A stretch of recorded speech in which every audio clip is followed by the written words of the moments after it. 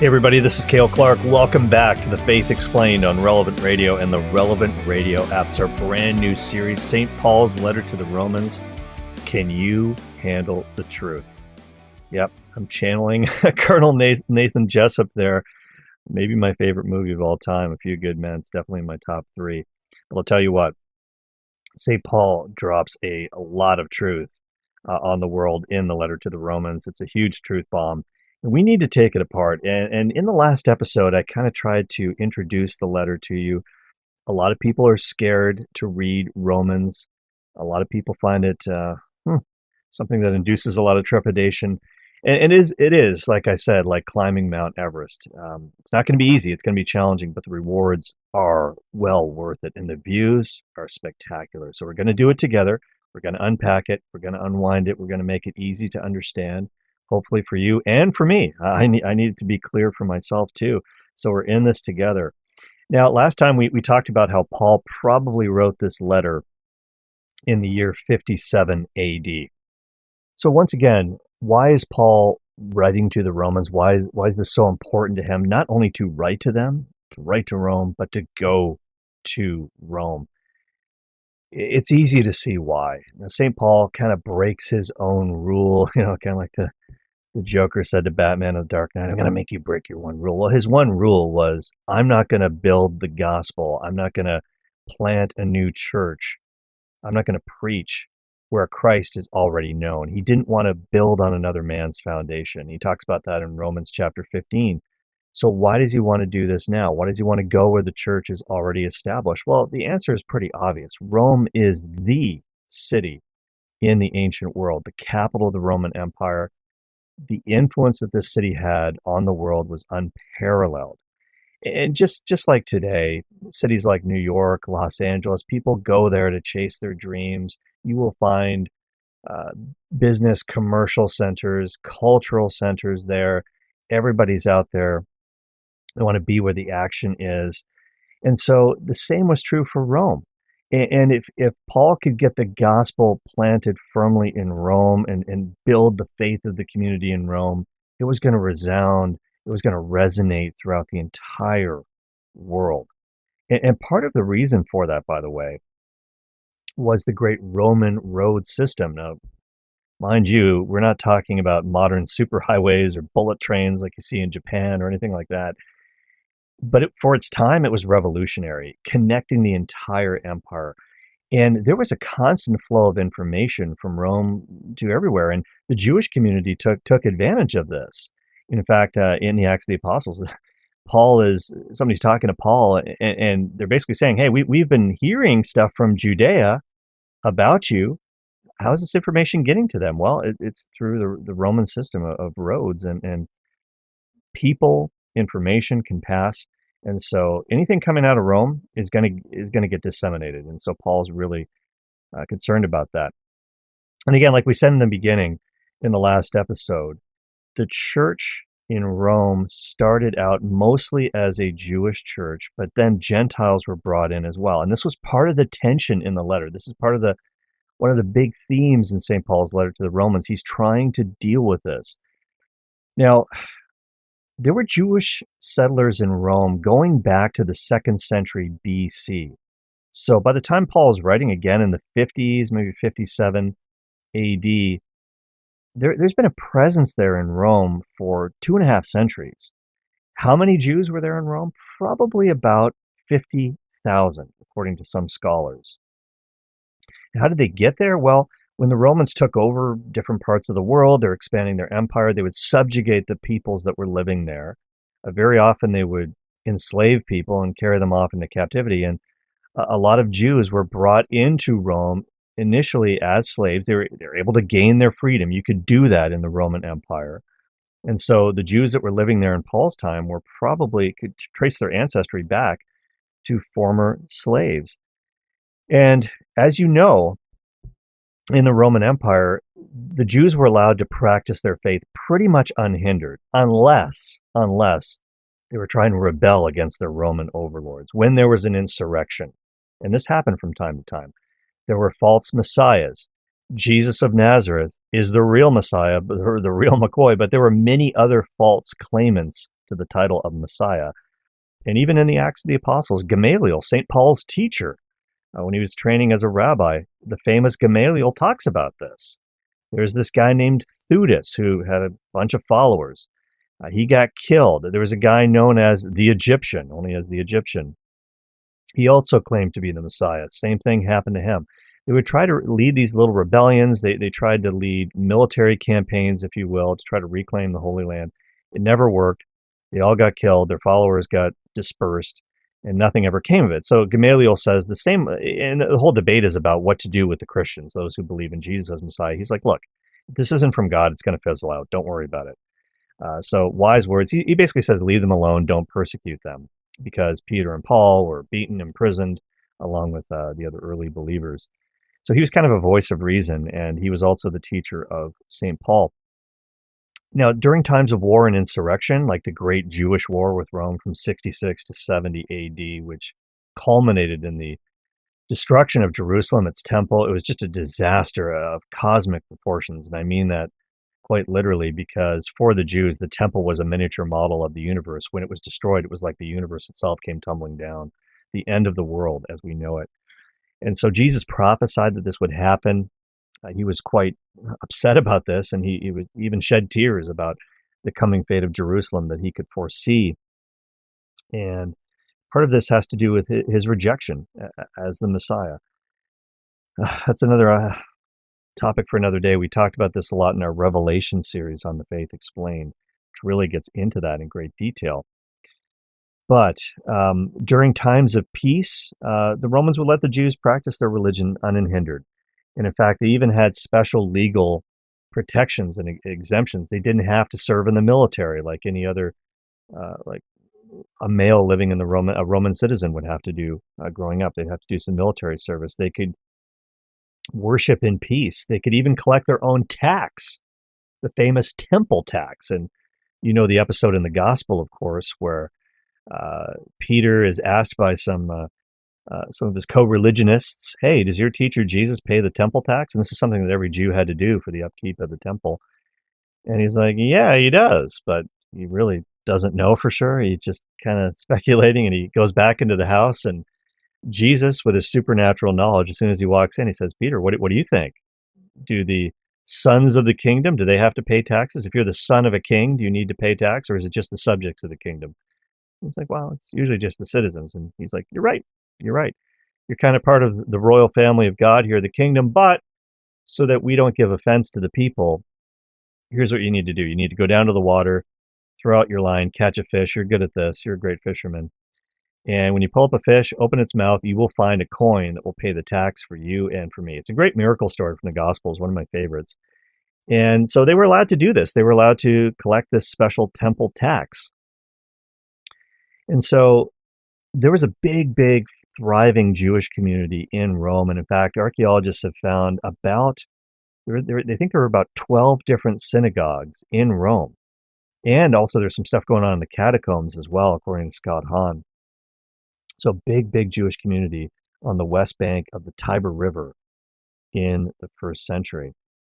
So, as you know, we mentioned this briefly in passing in the last episode. How did the Roman Christians, the church at Rome wasn't literally founded by Peter and Paul, although writers like Irenaeus talk about this. Now, they were the two great apostles, of course, associated with the Roman church. They were both martyred there, but they didn't start the church there. The church got started because that first Pentecost, when Peter is preaching in Acts chapter 2, there are Jews and also God-fearing people who were Gentiles who were not Jewish, but they really did believe in the God of Israel. They were kind of hanging out too for the Passover festival, for the Pentecost festival in Jerusalem. Peter's preaching, and they come to believe in Jesus as Messiah. Then they go back to Rome, and that's kind of how the church gets started, in the synagogue. So it's really important that you know this. But of course, eventually Peter and Paul both get there. They are martyred there. The point of all of this is to say the church is up and running already in Rome, and has been for some time when Paul writes to them, his letter to the Romans. In fact, he says in chapter 15, verse 23, he says, I have longed for many years to come to you. Their fame precedes them. And they're important because of where they are, too, in Rome. He says at the beginning in chapter 1, verse 8, your faith is proclaimed in all the world. So the Roman church had some renown. People knew about it. Now, what did the church actually look like in terms of the makeup of the people, socioeconomically? Here's really what it was all about. There were some, I would say, one percenters that were part of the congregation there, part of the church there, some affluent people, but most of the congregation, according to Hahn, was probably middle class, but also some I guess you could say some people from the lower socioeconomic classes as well. Manual laborers, former slaves, people who were still slaves, and again, slavery in the Roman Empire was a different deal than what was going on in the American South. Let's say, slavery took many forms. Some of them were horrible, and some of them weren't as bad. It was almost like working at a job, if you will. And so some had gained their freedom, some had not yet. So it's a mixed bag. It's definitely a mixed congregation. And it was also mixed in terms of Jew and Gentile as well. You're listening to The Faith Explained on Relevant Radio. I'm your host, Cale Clarke. This is our new series on Romans. Can you handle the truth? And so this is really, really important to understand this. The church, the word church, by the way, is the Greek word for church in the New Testament. It's ecclesia. It means the called out ones. So the church in Rome was made up of Jews who were called out of the synagogue, Jews who had come to believe that Jesus is the Messiah, and also Greeks, that is to say Gentiles, called out of the world, so to speak, into the church as well. So it was a mixed congregation of Jews and Gentiles who believed that Jesus was the promised Messiah. And no doubt, the Jewish makeup of the church was pretty big at the time. That changed, though. That changed. And by the time Paul is writing, the Jewish Christians were a minority. And this caused a few problems in the church that Paul has to deal with in Romans. And he's going to write about this in Romans 9, 10, and 11. Some of the Gentiles kind of had this attitude of superiority over their Jewish brethren, thinking, well, Israel has rejected, not all the Israelites by any stretch of the imagination, but maybe the majority of Israelites did not believe that Jesus was the Messiah, and they're kind of feeling smug about their new position in the church. And Paul's saying, you guys got to be really careful here, because don't forget, Israel was the tree planted by God himself. They are his chosen people. Gentiles are grafted onto that tree, just like you can do this in gardening. I have no idea how to do this. I do not have a green thumb, but you can graft a branch from one tree onto a different tree. And he said, look, God has essentially grafted you Gentiles into this tree of the people of God, but you can just as easily be cut off. So don't let your pride get the best of you. You should be humble. And God has a plan for the Israelites as well that does not go away. He doesn't ever revoke his gifts and promises. So we'll talk about this as we go along in the letter. But one of the reasons why there was a lot of tension in the church at Rome was because of something called the Edict of Claudius. Now, what in the world was that? Well, about the year 49 AD, the Emperor Claudius kicked all the Jews out of Rome, even the ones that believed in Jesus, even I guess you could say the Messianic Jews or the Hebrew Catholics. He kicked them all out, whether they believed in Jesus or not. Why? Well, according to the Roman historian Suetonius, who's an interesting source about early Christianity, he does say a couple things. He's not a Christian, doesn't believe in it, but he wrote about this in his Life of Claudius. He talked about the edict of Emperor Claudius, who got so ticked off because there were all these fights that were happening in the synagogues, and I don't know, it was kind of like the Royal Rumble. Chairs were thrown, people were jumping off the top rope. It was a mess. It was a public nuisance to him. What were the fights all about? The fights were all about this guy named Chrestus. Chrestus. Now, who is Chrestus? Chrestus. Well, Chrestus is just a different way to spell Christus or Christ. So The emperor probably thought it was some guy, some dude. He has no idea who this is. He doesn't really get their faith. He doesn't understand it. But what he doesn't like is the fact that there are public brawls happening almost, a lot of dissension, a lot of trouble. So he just said, I'm tired of this. I'm kicking all of you out of Rome.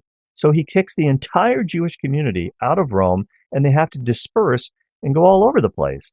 And this is why St. Paul met Priscilla and Aquila. And he talks about them, by the way. At the end of the letter to the Romans, there's this long list of people that Paul is greeting. Oh, say hi to these people for me, this guy, that guy. Say hi to Priscilla and Aquila. Well, guess what? They were from Rome. They had become believers in Jesus. They got kicked out, and so they had to go to Corinth. And that's when they ran into St. Paul. And Paul and Priscilla and Aquila worked together as Paul is building up the church in Corinth. And they were tent makers by trade. That was their job, their profession. So was Paul. So they worked together. They hung out. They became very, very good friends. That's how they got there.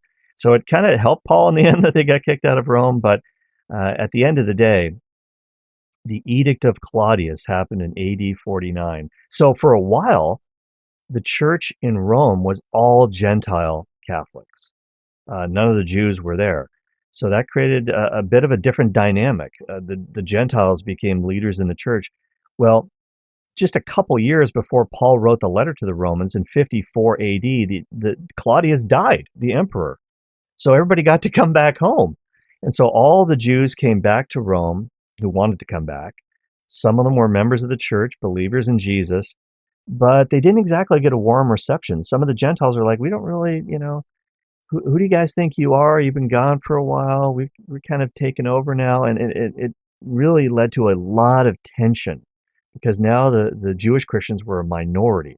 So this is part of the backdrop for the letter to the Romans. And that's one of the reasons why Paul wrote this letter. Okay, so why is Paul writing this right now?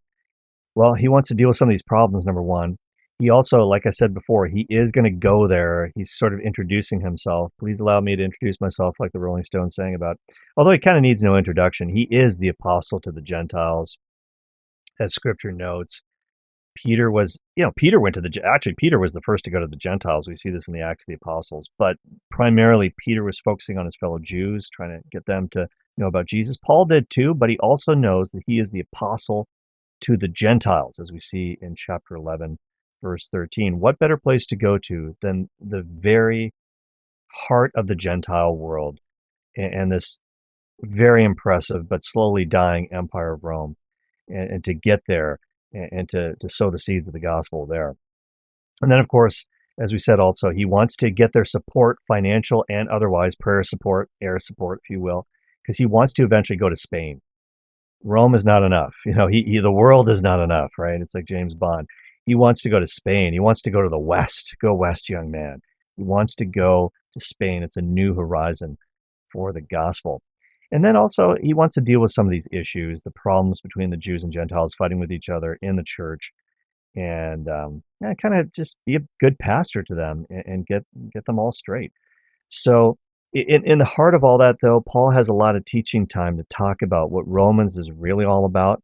It's about sin and salvation. I guess you could say it's the gospel according to Paul. There's so much richness there, and we're going to explore it together. In the next episode, we're going to dive into chapter 1 of the letter to the Romans, but I wanted to just spend a couple episodes introducing the letter to you so that we can kind of have that in the back of our minds as we're going forward. So read Romans, check it out. If you don't understand it all, don't worry. It's pretty clear in the beginning what he's talking about there. And he's going to kind of paint a bleak picture of sin in the world until he gives us the good news about the Savior who sets us free, Jesus Christ. I'm Cale Clarke. This is The Faith Explained on Relevant Radio. Don't go away now, because we're about to open up the Faith Explained Q&A mailbag. Let's go. Okay, this is always one of my favorite parts of the show, the Q&A mailbag segment. If you want to send in your question to me, I'll try to answer it. I'll try to get it read on the air. You can email me. The address is faith@relevantradio.com, faith@relevantradio.com. You can also try getting your question to me via Twitter/X, and you can find me there at Cale Clarke. That's my handle, at C-A-L-E, Clarke with an E. And today's question comes via email, and it comes to me from Tom, great fan of the programs, all the shows on Relevant Radio.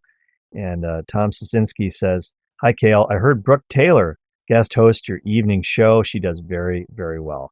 I agree with you. Brooke Taylor subs in for me when I can't be there, time off or whatever the case may be, for the Cale Clarke Show live at 5 p.m. Central here on Relevant Radio. And Brooke does always a fabulous job. I agree with you, Tom. He continues on with his email. "Now to my point, I will try to be as concise as possible. Why would a verse be missing in the Bible?" Now, this is really intriguing. I'm just going to interject here because Tom is saying that there might be a verse about Mary missing from the Old Testament. Let's just follow what he says here. Back to Tom's email. He says, "Cale, from no less than the USCCB, the United States Conference of Catholic Bishops, here is from their website the book of Sirach. Chapter 24, verse 24 is missing. It's missing." By the way, let me just interject here. What is the book of Sirach? That's an Old Testament book, and it goes by another name, the Wisdom of Ben Sirach, or the Wisdom of Ben Sirach. It's also known as that, Sirach, Sirach, same thing. Ecclesiasticus is another name for this book. It was originally written in Hebrew. It's a book of wisdom and ethics, probably written somewhere around 200 BC, 175 BC, maybe. And Ben Sirach, by the way, that means he's the son of Sirach, Ben Sirach.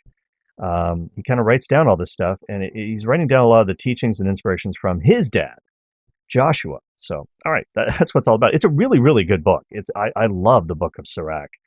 It is not counted as scripture by non-Catholic Christians. I believe it is by the Orthodox, but not by Protestants.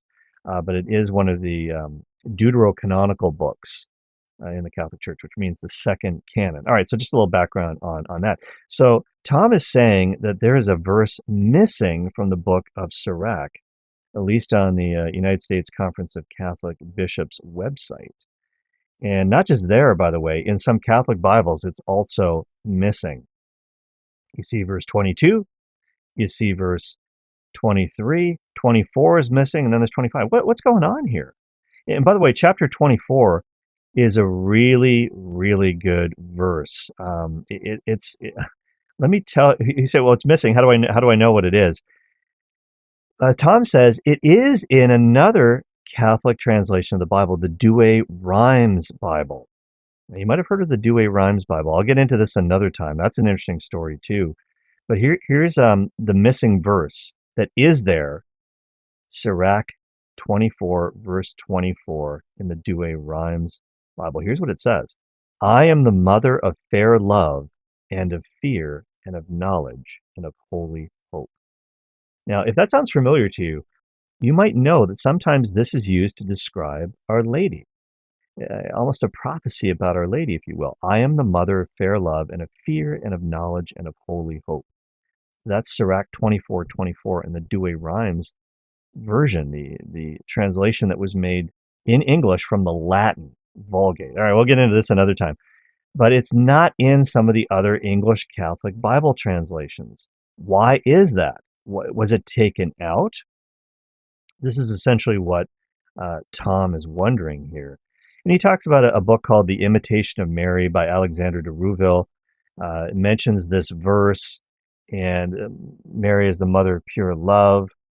And he says, I wonder if there's other verses omitted in some Bibles. This is the first time I've seen a verse totally disappear. Is there any reason for this? Thank you for all you do, and may the Lord bless you and your loved ones. Tom Sosinski. Thank you very much, Tom. I really appreciate that. And he says, oh, P.S. I just checked out my New Jerusalem Bible. It's not in there either. Okay, so what's the answer? Is this verse just, grow wings and fly away? Did somebody take it out? Did somebody delete it for some reason? Maybe somebody who knows that Catholics use this to refer to Mary sometimes, and they didn't want it to be in there. No, that's not the reason. The reason, it's actually much more mundane than that. We have to remember that although sacred scripture is inspired, The scribes who copied the scriptures, they sometimes made a couple little human mistakes here and there. So when scribes were copying the Bible, making manuscript copies of the biblical books, when they began inserting verses into the text, don't forget the verses, chapter and verses, were not part of the original documents. It was just one continuous stream of text. Monks, scribes, as they were copying the books, they wanted to make it easy for people to read, so they started adding chapter and verse just to break up the text a little bit. But sometimes they weren't consistent when they did that. Maybe they weren't paying attention, or they just decided to arrange it a little bit differently. So this verse, I am the mother of fair love and of fear and of knowledge and of holy hope. And by the way, this whole chapter is about wisdom and Our Lady being the seat of wisdom, Jesus being, of course, the divine wisdom of God personified. It kind of ties in here. I am the mother of fair love and of fear and of knowledge and of holy hope. Now, in the Douay-Rheims translation, it's Sirach chapter 24, verse 24. But it is missing from some of the other Catholic Bible translations, like the one you were looking at on the U.S. Catholic Bishop's website. But it's still there. They just moved it somewhere else. That's why you didn't notice it. So in these other English translations of the Bible, it actually appears as Sirach chapter 24, verse 18. So let me just give you one example. This is from the New Revised Standard Version, Catholic edition. And it has it as verse 18, I am the mother of beautiful love, of fear, of knowledge, and of holy hope. Being eternal, I am given to all my children, to those who are named by him. So again, it's a slightly different translation in English, but it is there. It's just moved to another place. And actually, if you look at the U.S. Bishop's website, when they do have that book on their website, they have all the biblical books on their website. There's a little footnote at the bottom that talks about this a little bit. So I know it's confusing. I know it's really confusing, but it is there, Tom. It just got moved.